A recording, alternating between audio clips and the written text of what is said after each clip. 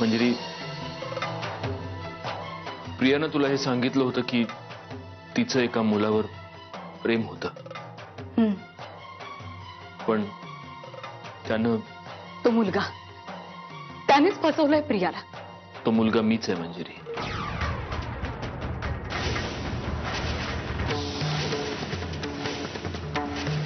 मला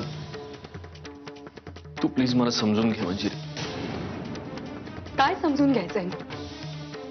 आजपर्यंत प्रत्येक क्षणाला पावला पावलावर तुम्ही माझ्याशी खोटं बोलत आलात. मंजिरी, तू समजतेस तसं नाहीये. मला तुला कधीच फसवायचं नव्हतं. ही फसवणूक नाहीये तर काय आहे? हे बघ, मी प्रियाला तेव्हा जवळ केलं जेव्हा तू माझी फसवणूक केलीस. स्वतःची चूक लपवण्यासाठी मला दोषी धरू नका.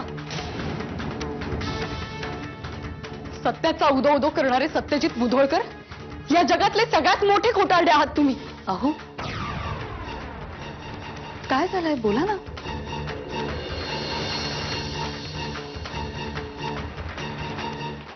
नाही, काय नाही, हेच सांगायचं होतं की एवढ्या रात्रीचं जागरण करत बसू नकोस. झोप वेळेत, आणि झोपायच्या आधी गोळ्या घ्यायला विसरू नकोस.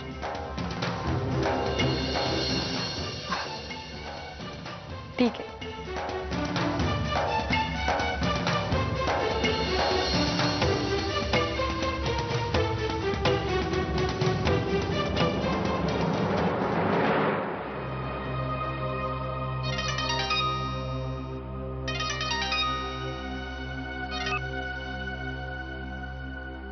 हेलो, पहचान कौन? I am Dada Saheb Holkar, your would be husband. This is my new number, please save it just for you.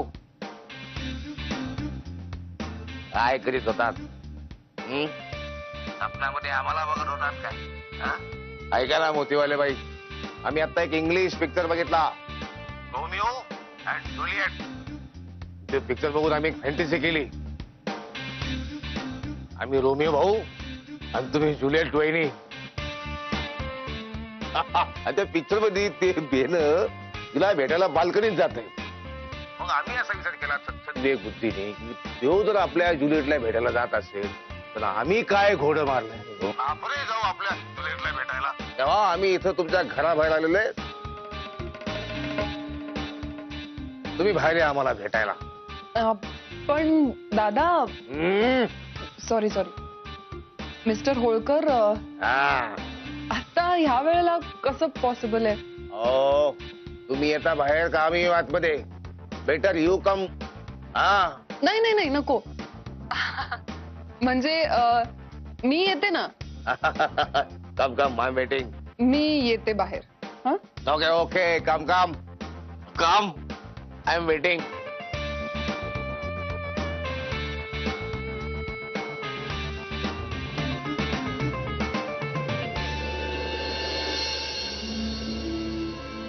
सुंदरे,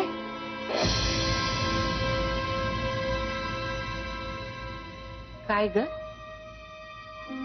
एवढं रातच्याला कुठं निघाली तू? अजय,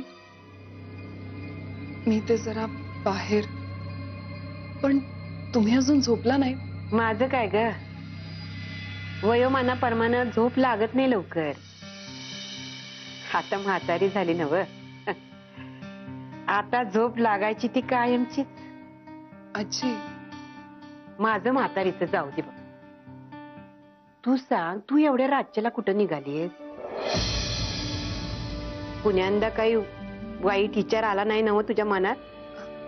नाही आजी, तसं खरंच काहीच नाही. तुळशी वृंदावनापाशी बसायला जात होते. माझी आई नेहमी म्हणायची, कधी जीव घाबरा व्हायला लागला किंवा एकटं वाटू लागलं तर तुळशीपाशी जाऊन बसा, जरा बरं वाटतं. म्हणून मी पण ना.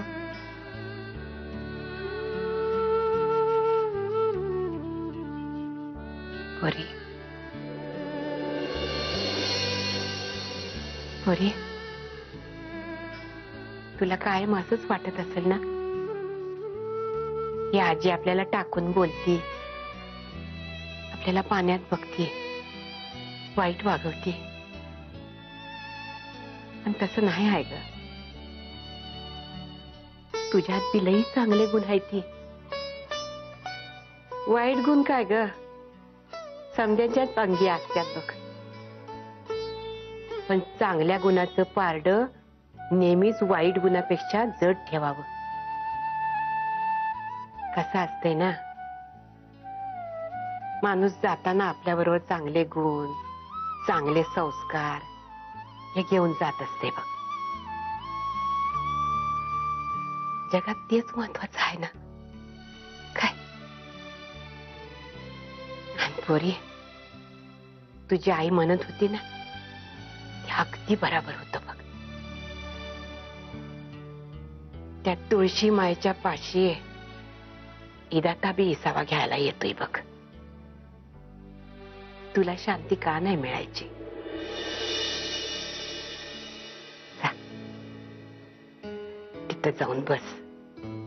पण एक लक्षात ठेव, बाहेर थंडी लई पडली आणि रात बी झाली. लवकर ये. चला.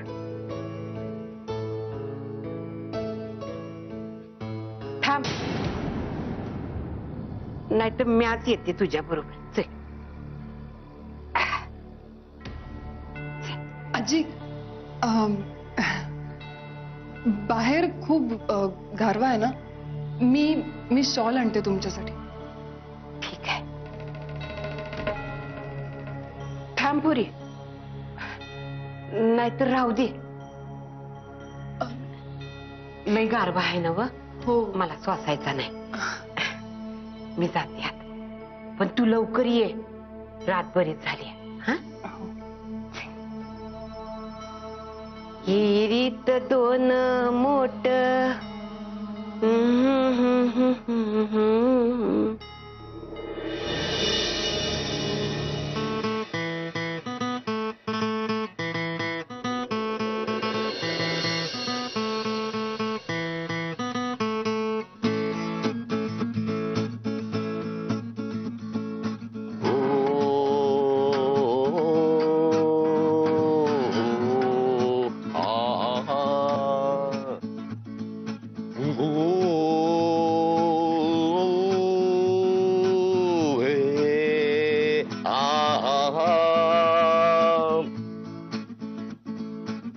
तुम्हारी शरण में तांबड़े बाबा मेरे बाबा, तांबड़े बाबा तुम्हारी शरण में, तांबड़े बाबा मेरे बाबा, तांबड़े बाबा.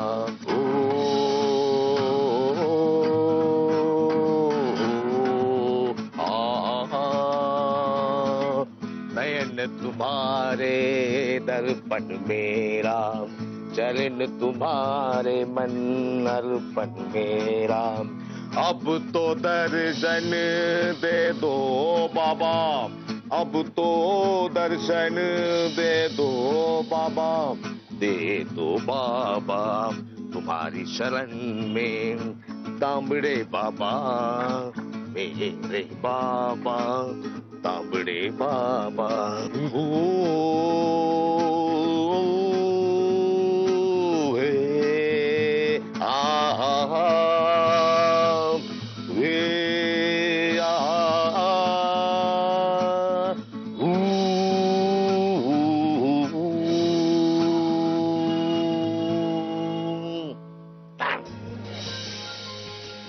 मिस्टर होळकर, तुम्ही इथे काय करताय?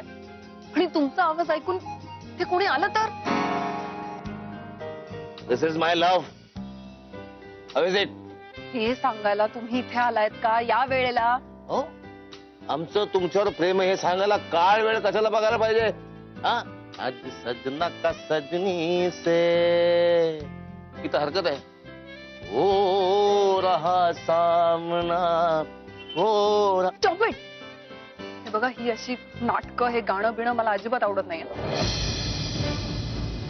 हे बघा, तुम्ही कितीही नाराज झालात ना तरी सुद्धा एक गोष्ट मी परत सांगते, हे असं रात्री अपरात्री मला फोन करून इथे बोलवून घेणं मी खपून घेणार नाही.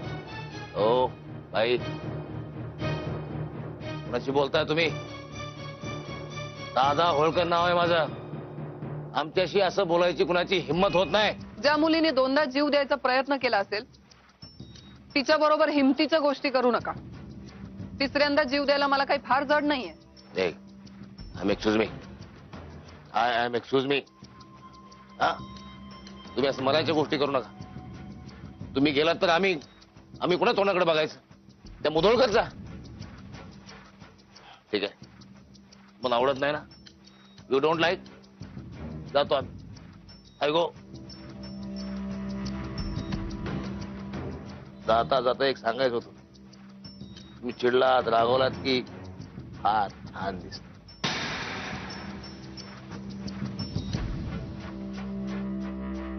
Good night.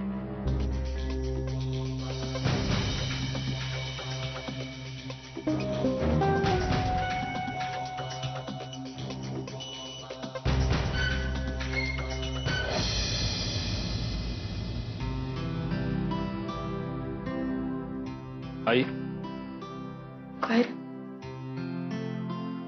आई, काल तू प्रियाला जे काही बोललीस, माहितीये मला, माझी चूकच झाली जराशी.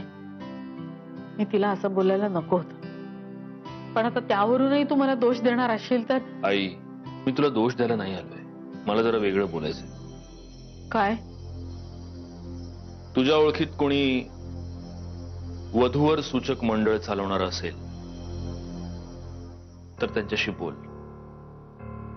चांगल्या घरातल्या सुशिक्षित मुलांची स्थळं बघायला हवीत प्रियासाठी. प्रियासाठी? अरे पण प्रिया म्हणजे तिची संमती नको का ह्यासाठी? तिच्यावर आपण अशी बळजबरी. प्रियानंच मला हे करायला सांगितलंय. प्रिया ना? पण ती कशी काय तयार झाली? ती तर. आई, ती कशी तयार झाली याचा विचार करत बसण्यापेक्षा ती जर आता तयार झाली असेल तर तिच्यासाठी चांगलं स्थळ शोधणं हे आपलं काम नाहीये का? लवकरात लवकर म्हणजे माझ्या ओळखीत आहेत काही अशी माणसं, मी फोन करते लगेच त्यांना. जे काय होईल ते मला कळव. आणि आई, तू काल प्रियाला जे काही बोललीस, जे काही केलंस, त्यात तुझं काहीच चुकलं नाही. ज्या माणसांवर आपण प्रेम करतो त्यांच्यावर रागवण्याचा, चिडण्याचा, वेळप्रसंगी हात उगारण्याचा सुद्धा आपल्याला हक्क असतो. आणि प्रियाला सुद्धा ही गोष्ट खूप चांगली कळते. तिची कुठलीही तक्रार नाही. तू उगीच स्वतःला घोर लावून घेऊ नकोस.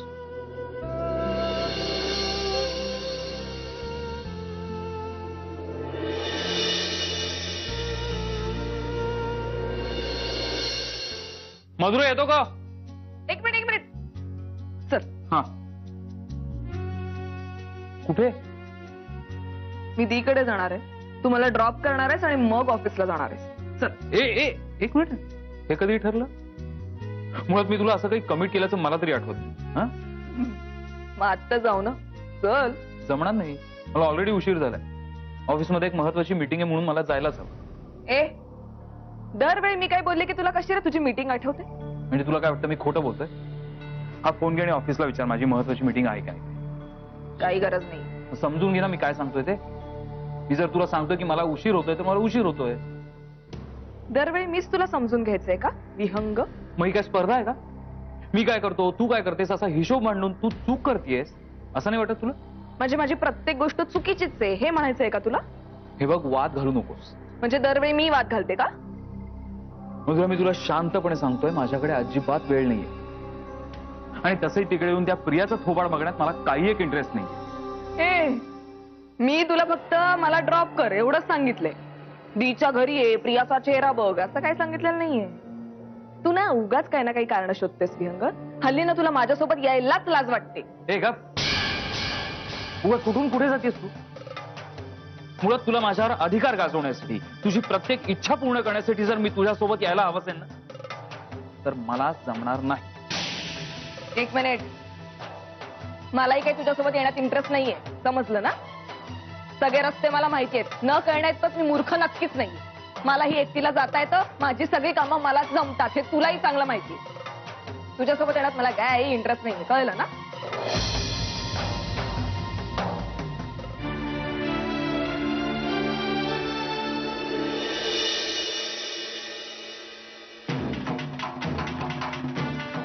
प्रिया, प्रिया, काय झालं? काल रात्री दादा होळकर तुला भेटायला इथे आला होता.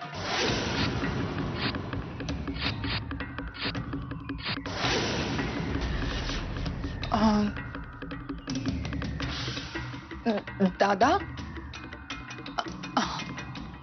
इथे नाही, म्हणजे नाकारण्याचा प्रयत्नही करू नकोस.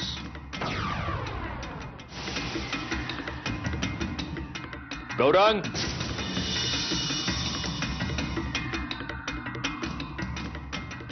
सांग काय पाहिलंस काल रात्री? झोप येत नव्हती म्हणून मी जस्ट बाहेर गेलो होतो, तर समोर दादा होळकर आणि प्रिया होते.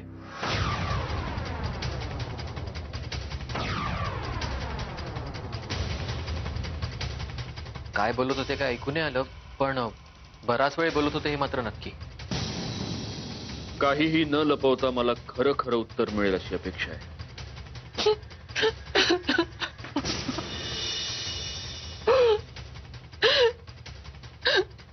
मला नाही माहिती हे सगळं माझ्या बरोबरच का घडतंय. हो, मी गेले होते त्याला भेटायला, कारण तो माणूस इथे आला होता. सत्यजित, तुला माहितीये, त्यांनी फोन करून मला बोलवून घेतलं. म्हणाला माझ्या काही गोष्टी त्याच्याकडे राहिल्या. मी त्याला टाळण्याचा, त्याला इकडनं घालवण्याचा खूप प्रयत्न केला, पण मी नाही करू शकले. त्याचा फोन आला तेव्हा ती गोष्ट तू मला का नाही सांगितलीस? म्हणजे पुन्हा तेच झालं असतं ना, माझ्यामुळे तुला त्रास. मला ते करायचं नव्हतं, म्हणून मग मीच ठरवलं, हिमतीने त्याच्या सामोरं जायचं असा डिसिजन घेतला आणि गेले त्याच्या समोर. कारण मी जर गेले नसते ना सत्यजित, तर तो इथे आला असता, अशी धमकी त्यांनी मला दिली होती. आणि मग पुन्हा तेच झालं असतं. माझ्यामुळे आपल्या घरात आणखीन एक नवीन तमाशा. मला खरंच ते सगळं होऊ द्यायचं नव्हतं परत. असं काय राहिलं होतं तुझं त्याच्याकडे? त्याचं असं म्हणणं होतं, माझे काही कपडे त्याच्याकडे राहिले होते, पण मुद्दा तो नव्हताच. त्याला मला त्रास द्यायचं निमित्त हवं होतं, आणि त्यांनी तेच केलं. तो इथे सुद्धा मला त्रास देण्यासाठीच आला होता. त्रास देण्यासाठी कधी कोणी माणूस गिटार घेऊन तर येत नाही ना.